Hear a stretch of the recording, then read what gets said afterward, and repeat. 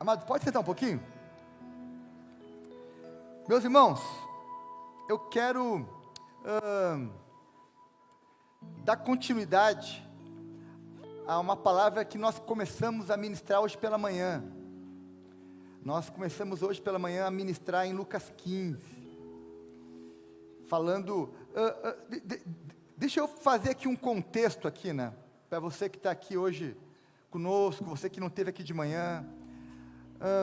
Nós temos chamado os nossos dias de ceia do Senhor, ou de Santa Ceia, que são sinônimos, né, Santa Ceia, Ceia do Senhor, enfim, nós temos chamado de Ceia do Reencontro.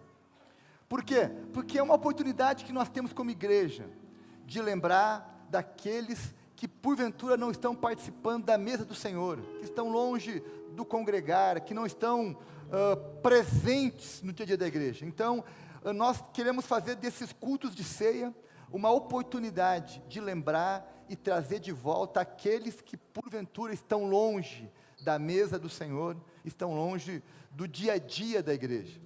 Então, por isso, ceia do reencontro é uma oportunidade de reencontrar pessoas, de trazer gente que está afastada. Ao longo da vida, por diferentes razões, as pessoas acabam se afastando por hora da igreja. Às vezes por questões simples, às vezes por questões mais complexas. Mas a igreja de Jesus é um lugar para promover reencontro do homem com Deus, do ser humano com Deus e também uns com os outros. E nós queremos ser um local de reencontro, um local de recomeço, um local onde as pessoas possam serem acolhidas, tentar de novo, começar mais uma vez. E eu gosto de dizer que o bom culto, quando começa o culto para você?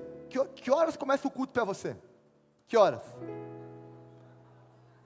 Quando você acorda. O bom culto, ele começa de manhã cedo, né, Edmilson? Quando eu acordo, eu já estou pensando já no culto, já estou orando pelo culto, já estou orando por pessoas. Orar pelo culto não é orar por algo genérico, assim, o culto, não. É orar pelas pessoas que vão estar no culto, é orar por aqueles que estão com alguma responsabilidade no culto, seja na música, com as crianças, com a pregação, com a recepção, com alguma coisa. É orar pelas pessoas que nós gostaríamos que estivessem conosco no culto. É orar por elas também. É orar por conversão, é orar por reconciliação, é orar por milagre, por resposta, enfim. Então o culto começa quando eu acordo. Ali que eu já começo a entrar no espírito, né, a estar pensando, me envolvendo. Uma outra coisa importante também que nós temos dito aqui na Sião, e que eu queria que você guardasse isso como algo para você viver isso na tua espiritualidade. Nós queremos cultos cada vez mais cheios do quê? Da presença de Deus, amém? Onde nós possamos sentir a presença de Deus, que ela se manifeste de muitas formas, porque a presença de Deus é multiforme, ela se manifesta através de muitas manifestações, mas também queremos que seja um local cheio de vida, cheio de pessoas, e pessoas que estão em movimento, que estão interagindo, que estão participando do culto. O culto não é uma experiência onde eu assisto alguém cantar, assisto alguém pregar, assisto alguém falar, não, eu estou participando junto, eu estou interagindo, eu estou falando. Quando eu falo amém, eu estou dizendo eu concordo com isso. Quando eu levanto a mão e canto junto, quando eu pulo, eu estou dizendo eu estou envolvido com isso, isso me pertence, isso me representa. Quando eu bato palma, eu não estou aplaudindo uma pessoa, eu estou dizendo eu concordo com isso, isso me representa, isso tem a ver comigo, porque nós queremos que você viva um culto de forma intensa, participativa, que você ore no culto. Quando nós vamos orar aqui no culto, não é para você só ficar escutando alguém orar, é para você orar junto, onde você está, seja com voz alta, com voz baixa, seja em pensamento, mas que você participe daquele momento também de oração, porque assim nós vamos estar vivendo, experienciando o culto. O culto tem que ser uma experiência comunitária de cada pessoa que está entre nós. Também o culto é um momento de acolhimento, de acolher as pessoas, de dar um abraço, de perguntar o nome, se apresentar, se importar com alguém, notar quem veio. O meu sonho é que ninguém entre na Sião e saia sem ser notado, sem receber um abraço de alguém, saber, sem alguém dar o nome, sem alguém se apresentar. Eu conto uma história de algo engraçado que houve lá em casa uma vez, né, lá em Porto Alegre, algum tempo atrás. Eu cheguei no culto, né, de manhã, fizemos o culto normal, acabou o culto e tinha um visitante lá, que eu nunca tinha visto ele nunca tinha ido a Porto Alegre, nunca tinha ido a uma igreja, batista, no caso, em Porto Alegre, e no final do culto eu perguntei, qual é o seu nome? Ele disse, o meu nome é Alessandro. Prazer, o meu é Paulo, que bom. E aí, tu veio aqui sozinho? Sim, eu vim sozinho, procurei pela internet a igreja. Que legal. E você já foi a alguma igreja? Sim, eu faço parte de uma igreja. Aonde? Em Imperatriz, lá no Maranhão. Que legal. E tu vem fazer o que aqui? Eu estou de mudança, eu vim morar em Porto Alegre, vim procurar uma casa, não conheço ninguém aqui em Porto Alegre, vim na igreja hoje. Eu disse, que legal, cara. E tem onde almoçar? Ele disse, não tem. Vai almoçar lá em casa então? Vou, beleza. Ele foi almoçar lá em casa. E aí, os meus filhos olharam, pai, tu conhece esse cara? E se ele for um assassino, sei lá, um serial killer, um bandido, um falsificante, sei lá, alguém que está mentindo, bom, aí a gente vai pagar o pênalti, né? Mas eu disse, não, filho, nós vamos levar ele, porque a gente acolhe as pessoas, porque a gente confia. Lógico, não somos ingênuos, bobos, né? Mas a gente quer acreditar nas pessoas, a gente quer acolher as pessoas. E aquele rapaz não era um bandido, não era um serial killer, não era um mentiroso, ele era realmente um crente, que estava de mudança, que não conhecia ninguém na cidade, e naquele dia, ele foi almoçar na nossa casa, ele se sentiu amado, acolhido. Adivinha qual foi a igreja que ele foi congregar depois? A nossa igreja. Qual foi o pastor que ele tinha como amigo? Era eu. E por quê? Porque nós acolhemos. E é isso que nós queremos ser, uma igreja que acolhe as pessoas, que se importa, que, enfim, que nota as pessoas, porque o culto é um dia de reencontro, de encontrar pessoas que eu conheço, mas também encontrar quem eu não conheço. Sabe, algo que Deus me disse quando eu aceitei vir para Sião, eu estava um dia orando lá, já tinha falado sim, eu vou, enfim, eu estava orando, e Deus me deu uma palavra enquanto eu orava, disse assim, você vai fazer muitos amigos em Brasília. Meus irmãos, sabe um bom alvo para você, como membro dessa igreja? Fazer muitos amigos em Brasília, conhecer muitas pessoas. Eu não sei você, eu estou na igreja há 1 mês, e eu confesso, eu estou agoniado, eu estou aflito, porque eu ainda não sei o nome de todo mundo. Eu não conheço todo mundo ainda, eu faço confusão ainda, enfim. Agora, se você está aqui na igreja há 2 anos, há 3 anos, e não sabe o nome das pessoas, algo está errado com você. Você tem que conhecer esse povo, tem que se importar, saber quem é quem, porque isso é igreja, isso é corpo, isso é comunidade. A fé cristã, ela é vivida de forma comunitária. Você não é igreja sozinho, sabia disso? Você não é igreja sozinho. Você é igreja com outras pessoas. Igreja é uma experiência coletiva, comunitária. Não é uma experiência individual. Assim como o prédio por si só não é a igreja. O prédio por si só é o prédio. Agora, ele se torna igreja quando nós estamos aqui dando vida, nos envolvendo. Isso faz esse prédio ser importante. Ele é um local de encontro. Só por isso. Amém, gente? Estão comigo aí? Estamos juntos? Amém. E hoje então, eu quero continuar a falar sobre a parábola dos perdidos. De manhã eu falei que Lucas 15, na sua Bíblia tem 3 divisões: a parábola da ovelha perdida, a parábola da moeda perdida, a parábola do filho perdido. Bom, eu chamo as 3 parábolas juntas da parábola dos perdidos, porque está todo mundo perdido nessa história. E Jesus contou essa parábola porque estavam ouvindo ele 2 tipos de pessoas: os publicanos, lá no verso 1, e os fariseus estavam ali. Diz o texto que os publicanos estavam para escutar e os fariseus para criticar. Mas aqui entre nós só há pessoas que vieram escutar, amém? Alguém aqui veio para criticar? Não, né? Amém, glória a Deus. Então, nós aqui estamos como os publicanos, não como os fariseus. Nós queremos aprender de Jesus, queremos viver o Evangelho, queremos entender, queremos praticar, queremos tornar vivo o Evangelho.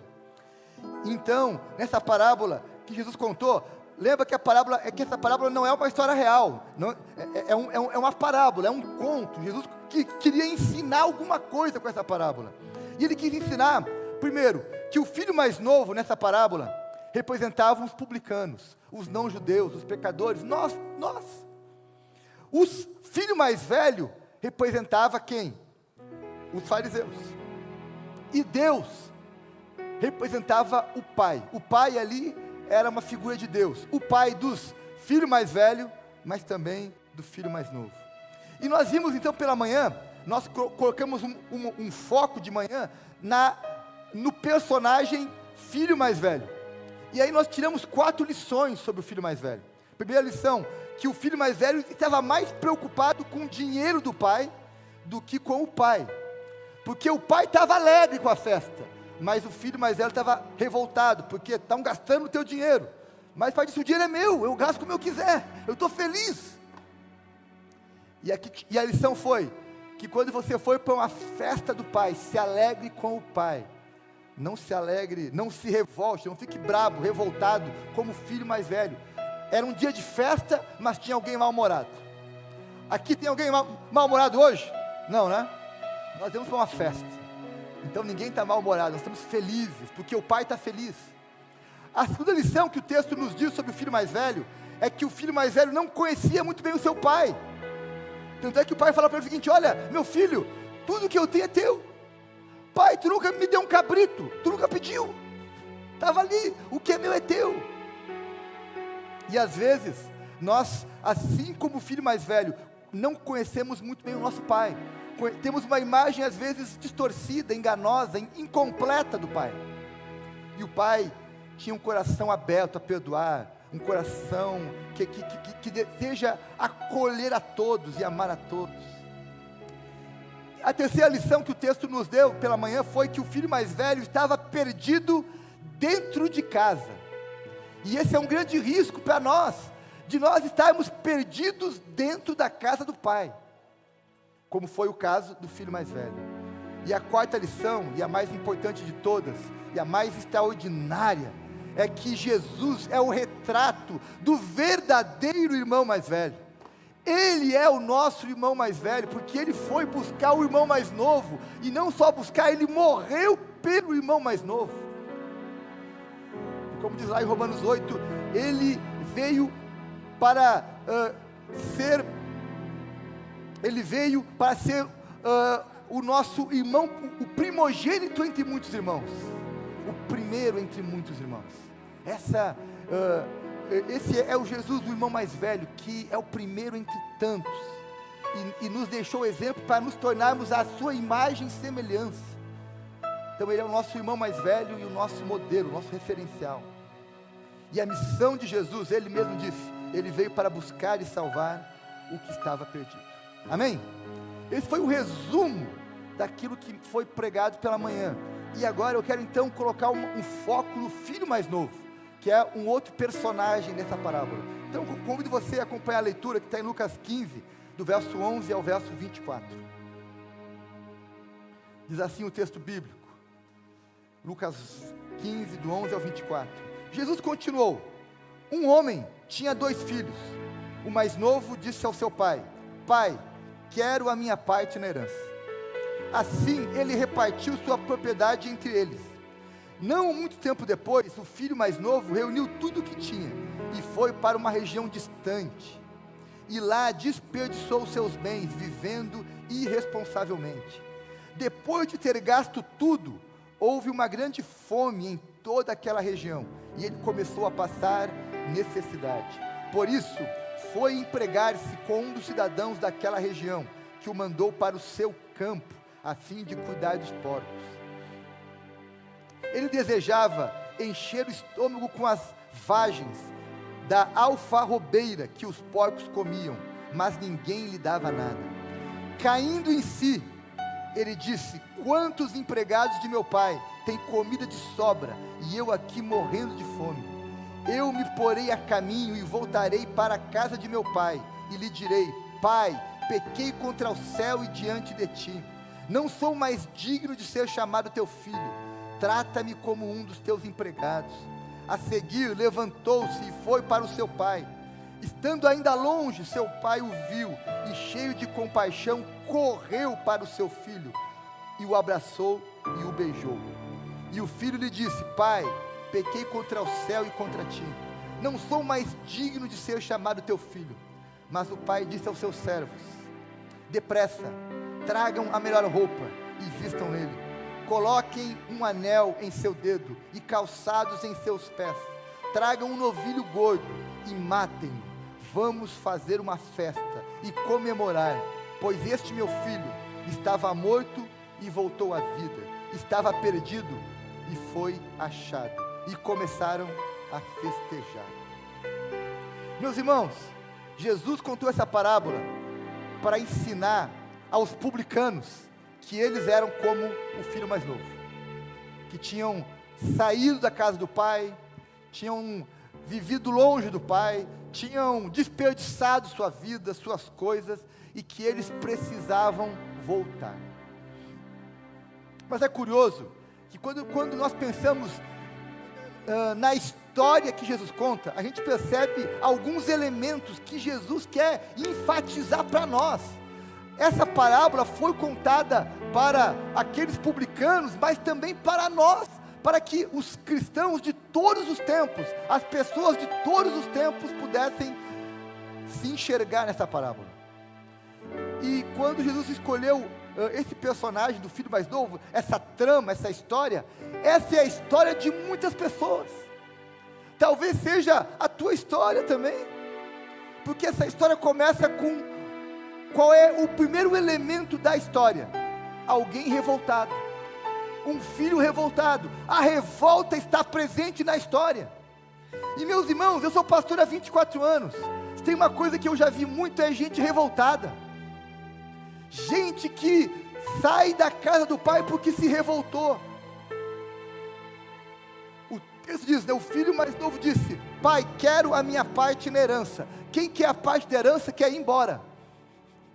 Quem quer a sua herança quer que o pai morra. Quem quer a sua herança não quer ficar mais em casa.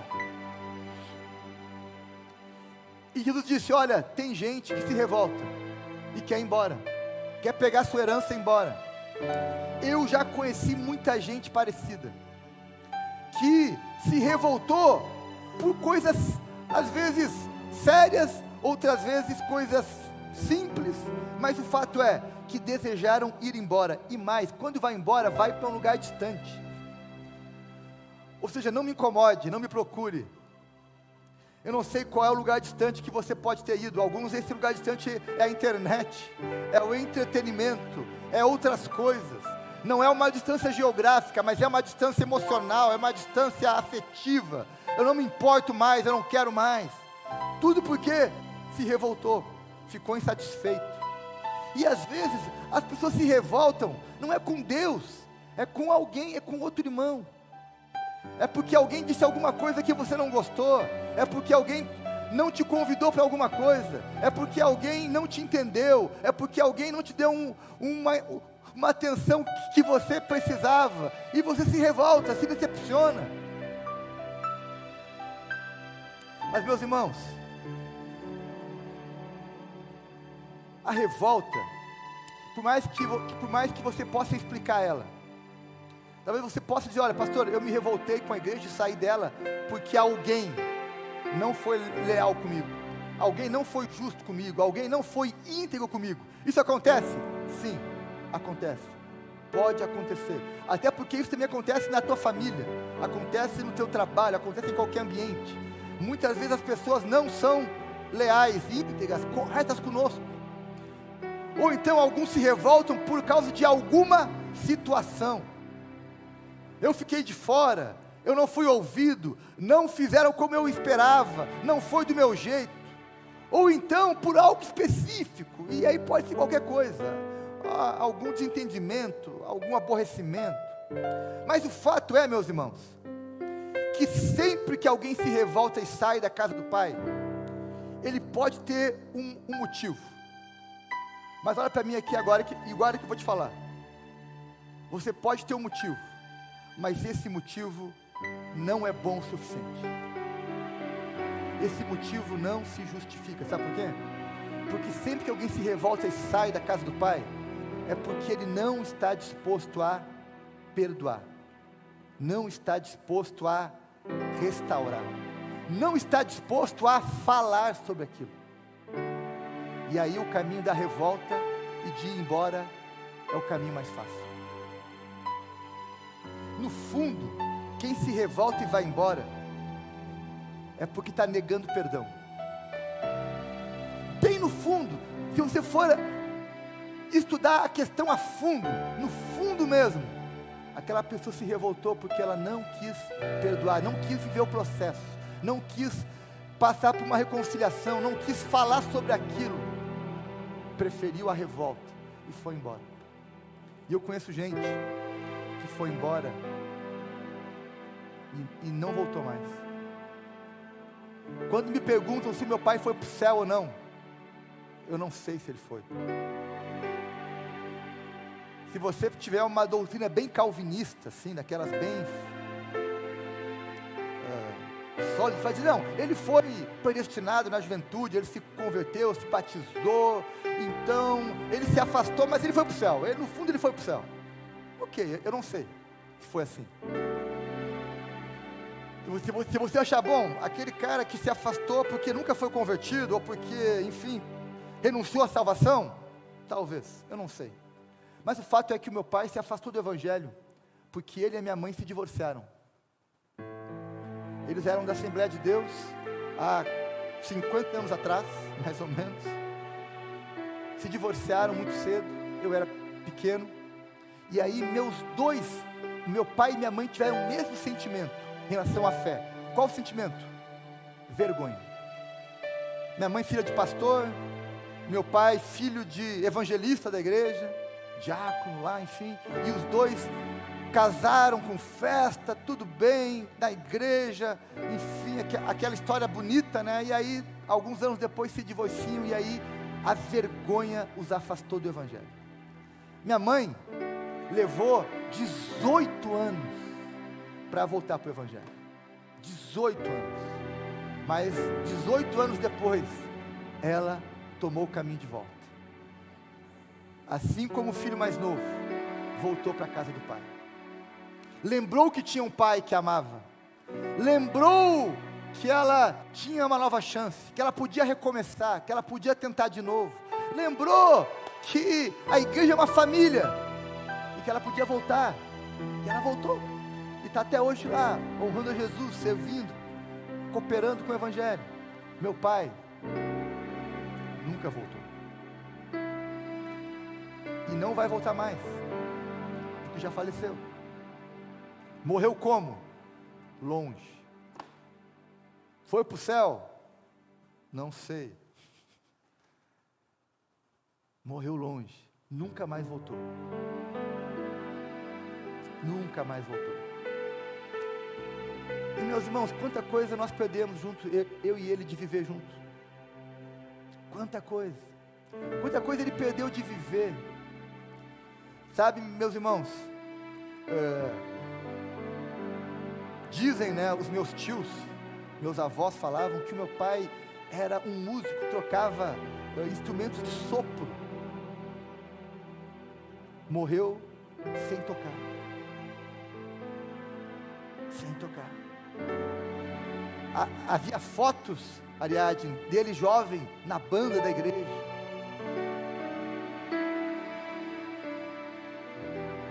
Quando eu pude me aproximar dele de novo, ele já velho, não havia mais música na vida dele, não havia mais música, não havia mais brilho, havia o quê? Amargura, ressentimento. Com quem? Com a vida. Nem ele sabia com quem mais. Talvez lá atrás faltou o quê? Arrependimento, perdão. E aí, mas a vergonha, o medo de ser rejeitado, o medo de ser incompreendido, fez com que ele perdesse tanta coisa que ele podia ter vivido. E a história do meu pai é a história de muitos outros crentes que eu conheço. O que tem de gente afastada, que ficam se explicando, mas eu saí por causa do pastor tal, ou por causa do irmão tal, ou por causa de não sei o que lá. Explica, mas não justifica. Não, eu vou viver agora a minha fé sozinho. Ok, explica, mas está se enganando a si próprio, porque o cristianismo não é para viver sozinho. A fé é que você não é igreja sozinho, você é igreja com outras pessoas. Não existe definição de igreja, eu e Jesus. Não.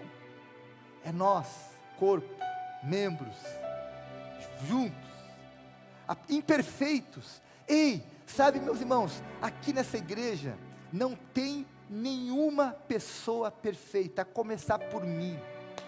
Não há entre nós perfeitos. Por isso que a experiência de igreja é uma experiência de perdão e misericórdia. Se não tem perdão e misericórdia, não tem igreja, porque nós vamos errar uns com os outros constantemente. Agora, isso não é só na igreja, isso é em casa, ou não? Ou tu acha que a tua esposa, o teu esposo é perfeito? Ou tu acha que o teu filho é perfeito, a tua filha é perfeita? Teu pai? Não, claro que não. A vida é uma experiência de conviver com imperfeitos. Isso. Agora a gente vai aprendendo a lidar, a gente vai, meus irmãos, deixa eu te falar uma coisa. Sabe o que termina um casamento? Sabe o que termina uma relação de amizade? O que termina um vínculo na igreja? No fundo, é a falta de perdão. Porque enquanto há perdão, nós podemos tentar de novo. E sabe, meus irmãos, eu quero terminar esse assunto da revolta, dizendo que por trás de um conflito, e eu sei que a vida é cheia de conflitos, existe um propósito. Sabe qual é o propósito? Bem no fundo, terceiro, o propósito é te ensinar a perdoar e a ser perdoado. Porque o céu é um lugar de perdão. O céu é um lugar de misericórdia. E para mim ir para o céu, eu preciso aprender isso na vida, aqui na terra. Aqui eu vou aprender isso. Então, por trás de um conflito, sempre tem uma oportunidade de você praticar e crescer no perdão e na misericórdia. Amém, gente? Você concorda comigo? Estamos juntos nisso? Então diga, eu quero, Jesus, aprender a perdoar e agir com misericórdia. Amém. Eu quero isso. Aleluia. Eu quero ver isso na minha vida. E meus irmãos, nessa parábola, então Jesus conta uma história onde tem um revoltado, que é o filho mais novo, e esse filho mais novo, além de ser revoltado, ele também é o quê? Fujão. Tem uma fuga. Ele vai para longe. Diz o texto, não muito tempo depois, o filho mais novo reuniu tudo o que tinha e foi para uma região distante. Ele era o fujão. Interessante, eu não sei você, mas eu conheço muito adolescente, muito filho pequeno, que antes de apanhar, fugia do pai, né? Ele sabia que fez algo errado, agora eu vou fugir, né? Foge. Eu me lembro de um amigo meu que contou uma história, né? Que o pai dele era muito rígido, né? E sempre que ele aprontava alguma coisa em casa, a vara comia, né? E ele apanhava muito de vara e chinelo e cinto, né? E ele conta que um dia o pai chegou e disse, olha, as varas não estão resolvendo, eu trouxe agora um rabo de tatu. Pensa um negócio largo, assim, e ele olhou para aquilo e disse, isso aí deve doer muito, e aí o pai dele foi para a cozinha fazer alguma coisa, e ele ficou olhando para aquilo, pensando o quanto aquilo poderia doer, e ele olhou para a rua, e estava passando o caminhão do lixo na rua dele, e ele disse, já que eu não posso fugir de casa, o rabo de tatu vai embora, e ele saiu correndo, porta fora, e jogou fora o rabo de tatu. O pai dele voltou, passou um tempo, ele, cadê meu rabo de tatu? Eu não sei, pai, fugiu, foi embora. Meus irmãos, às vezes a gente quer fugir dos problemas, quer fugir dos conflitos, quer fugir das situações difíceis. Muita gente se afastou da casa do Pai, porque no fundo queria fugir de um problema. Agora deixa eu te falar uma coisa, os problemas te seguirão por onde você for, eles vão te acompanhar, eles vão te perseguir. Tu pode sair daqui, mas eles vão te encontrar lá na esquina, eles vão te encontrar num outro dia, eles vão te encontrar. Então a fuga daquele filho, ela não resolveu o problema dele, mas essa é uma característica do filho mais novo. Ele quer fugir de casa, ele quer ir para longe, ele não quer falar sobre aquilo. E aqui, ei homem, ei marido, ei pai, os homens são muito mais fujões que as mulheres. Sim ou não, Flávio? São mais fujão. A gente foge de falar, de ter que confrontar, de ter que falar sobre o problema, falar sobre o sentimento, falar sobre aquilo que eu não gostei, a gente foge. Ei, dia 24, se você não entendeu bem, vai ter um culto de homens aqui na Sião, amém? Vai começar todo mês, vai ter um culto de homens aqui na Sião. E olha só, homens, olha para mim aqui, ó. Ontem as mulheres fizeram um culto que tinha 120 mulheres aqui. Nós não vamos perder para elas, amém? Não vamos perder, vai ter mais homem aqui também, dia 24, amém ou não? Sim ou não? Sim ou não? Oh, vamos lá. Gente, por quê? Porque a gente foge. O filho mais novo é o fujão, vai para longe. O filho mais novo, ele é o Jonas do Novo Testamento. Ele representa o Jonas do Novo Testamento. Ele tentou ir para Nínive, ele tentou sair, olha, eu quero fugir, eu não quero falar sobre isso, eu não quero viver isso, eu cansei disso. E às vezes, meus irmãos, nós tentamos fugir do nosso chamado, fugir do nosso ministério, fugir da responsabilidade, fugir do conflito, fugir de uma situação. Mas Deus nos chamou para enfrentar os problemas, amém? Não fuja, não fuja. Os fujões são como o filho mais novo. E Jesus, quando contou essa parábola, ele tinha em mente isso. Ele tinha em mente um revoltado e um fujão. Mas também essa parábola nos conta uma terceira lição importante.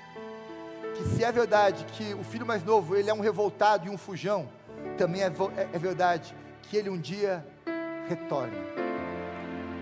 Um dia ele, diz o texto, verso 18, caindo em si. Sabe o que é cair em si? Arrependimento. Se dá conta. Ele era feliz e não sabia. Ele tinha tudo o que ele precisava e ele não valorizava. Ele tinha muitas coisas, mas ele não se deu conta. Ele precisou perder para valorizar. Ele precisou passar dificuldade para lembrar que ele era feliz e não sabia. Mas diz o texto que ele caindo em si. E o cair em si me faz lembrar de uma coisa, meus irmãos. O cair em si fez aquele menino, aquele personagem, lembrar que ele tinha um pai. E um pai que o receberia novamente.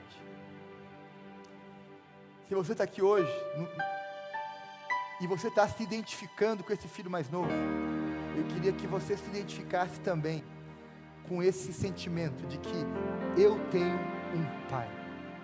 um pai celestial que não desistiu de mim, um pai celestial que me ama, que me deu liberdade sim de me revoltar, me deu liberdade sim de fugir, mas na sua soberania está me esperando de volta.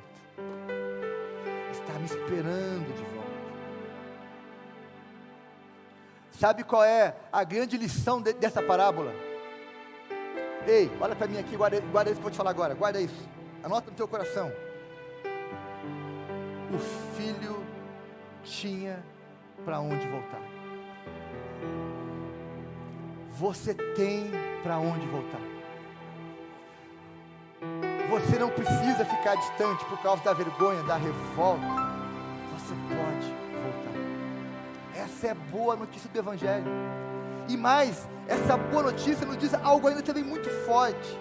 Ela nos diz o seguinte, que não foi o pai que mandou o filho embora, mas foi o filho que quis sair de casa.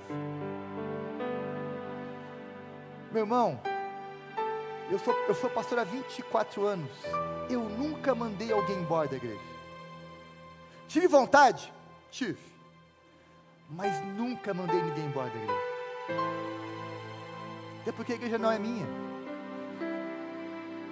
O dono é o meu pai. Eu sou o irmão mais velho. Nunca mandei alguém embora.